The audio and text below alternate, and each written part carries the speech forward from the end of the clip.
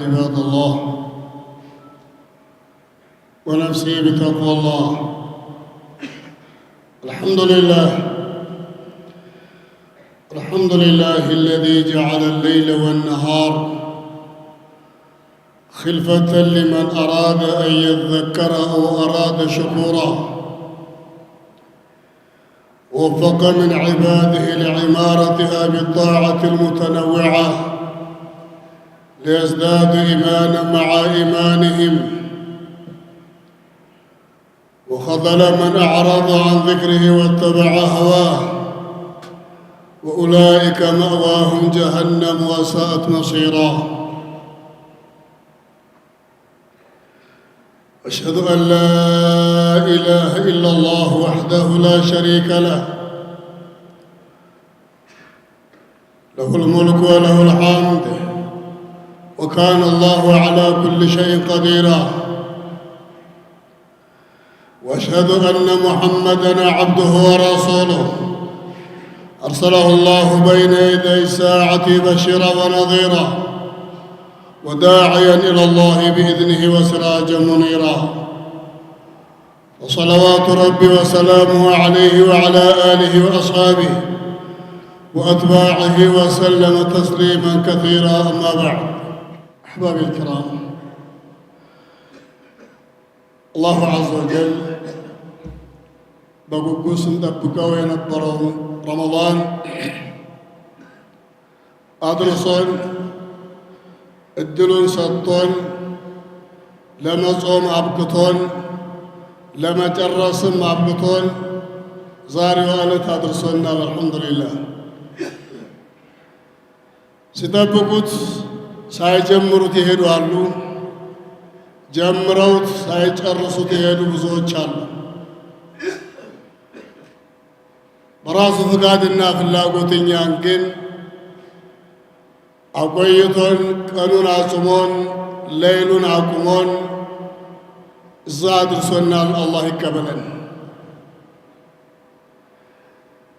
ረመዳን ቢሄድ ይዞት የሄደው የረመዳን የራሱ የሆነ ማዕናዊያ ካልሆነ በስተቀር የወሰደብን ዒባዳ የለም። ሁሉም ዒባዳዎች ረመዳን ውስጥ እንሰራቸው የነበሩ ዒባዳዎች ሁሉም አሉ። በሐያታችን በሙሉ የምንሰራቸውና አብረው እንደሚቆዩ ዒባዳዎች ናቸው። ፈርድ የነበረው ሲያም ወይም ጾም ወደ ሱናነት ተቀይሮ የዛኑ አጅርና ምንዳ የምናገኝበት ሁኔታ ነው ያለው። ረመዳንን ስንጨርስ ሸዋልን ስንጨምር ዓመቱን ሙሉ እንደ ጾምነው አጅሩ ይታሰባልና ሸዋል ላይ እንበርታ።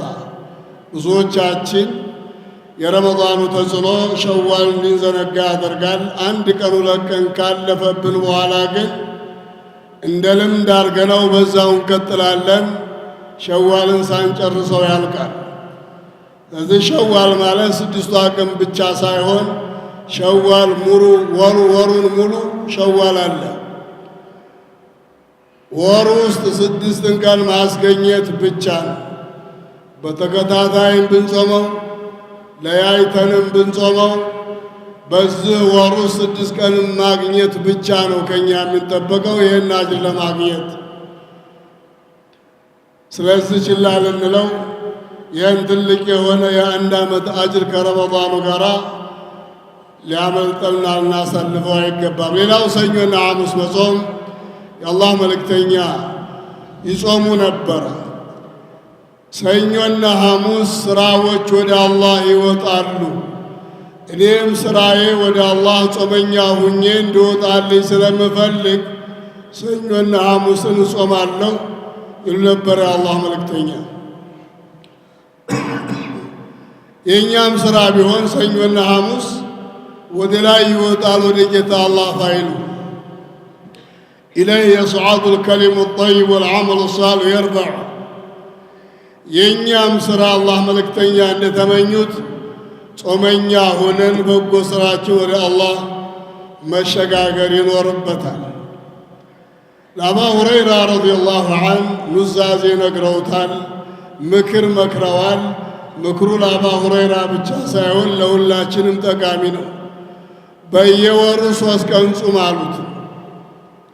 በየወሩ 3 ቀን መጾም ዓመትን እንደ መጾም ይቆጠራል። የአንዱ ቀን በ10 ቀን ስለሚታሰብ የአንዱ ቀን በ10 ቀን ይታሰባል። አልሐሰነቱ ቢዐሽሪ አምሳሊሃ ነውና የሶስቱ ቀን እንደ 30 ቀን ይታሰባል። በየወሩ 3 ቀን ሲጾም ዓመቱን ሙሉ እንደ ጾም አጅሩ ይታሰባል። ሌላው የዙል ሒጃ መጀመሪያ 10 ቀናቶች አሉ። እዛ ላይ ማንኛውንም የዒባዳ ዘርፍ ጾምን ጨምሮ መበርታትና